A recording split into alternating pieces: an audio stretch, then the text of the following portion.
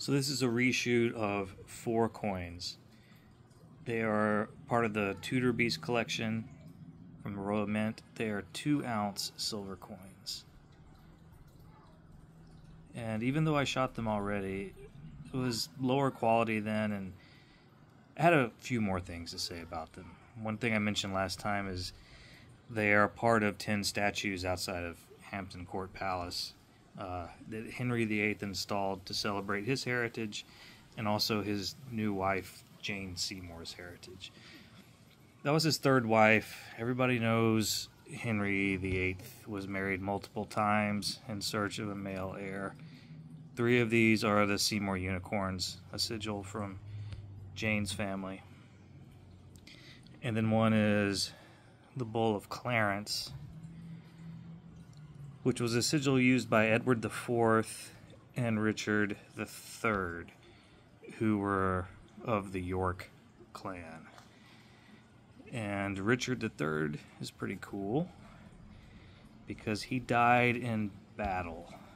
He literally rode a horse into battle and was killed by the forces of Henry Tudor, who was Henry VIII's father. And then he was quickly and unceremoniously buried in a random location. And his remains were lost to history until 2012, when they discovered his body underneath a parking lot in Leicester, England. Leicester being of Leicester and red Leicester cheese fame. And it wasn't that they were just randomly digging in a parking lot and found him. They were actively searching for his remains for years.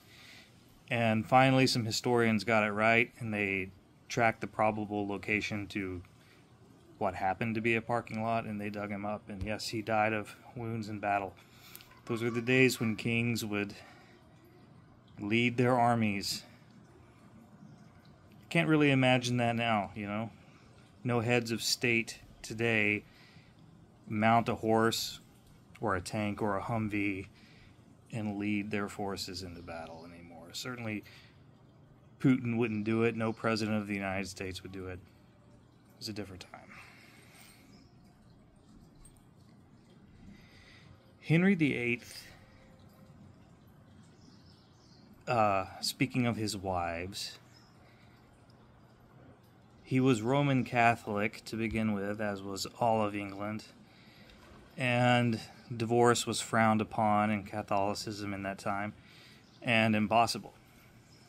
But he wanted a male heir, which he couldn't produce. So he decided that if the Catholic Church won't let me divorce my wife, I'll just start my own church and be the head of it. And he started something that persists to this day. The Church of England, and the monarch is the head of the Church of England. That's still the way it is now. And that makes me think about a lot of things, like the narcissism to grow up in a system, be taught everything, and you're like, it doesn't let me do what I want, so I want to change the entire world to do what I want. Now, that's not unexpected for someone in his position, except for the fact that he was born into royalty. So he didn't ask to be royal. He was just born into it, and he had this idea that the entire world should bend to his will. I would understand that like in the American system of politics, where everyone is elected. So you have to seek election in America. And if you seek election, you have this idea that, you know what? I should be in charge of making policy. And the type of person who thinks that and would go out of their way to seek being in this position of power, yes, I could see how that will select for extreme narcissism. And indeed, it's probably bound to. But he was just born in it, and it happened to be that way. I don't know. I find that interesting. It also speaks to how I generally distrust religious people, just being honest, because this is an example like many others you can probably think of in your life, where people just don't really believe what they say they believe. You know, as many times as he was a child and a young adult in a Roman Catholic church, bending the knee, reciting everything, at the end of the day, he decided what he wanted was more important. That's a really big digression there. I think these 2-ounce coins are great for collecting. I like how thick they are. They're just kind of satisfying to hold.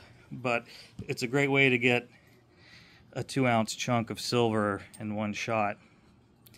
And I've heard rumors that the Royal Mint is going to kind of turn their backs on all of us by not actually finishing all 10 beasts of Tudor.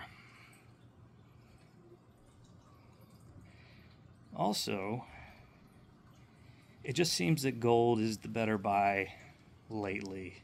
It keeps going up, silver keeps staying the same. I really started to turn my focus away from silver. Not that it was ever my focus, but it's just gold is leaving it in the dust. And as much as I would like to complete a collection of silver bullion coins such as this, just don't think it's a wise purchase anymore. So what do you guys think? I would really like to know your thoughts on this series of coins, and also silver versus gold in general. So please leave a comment.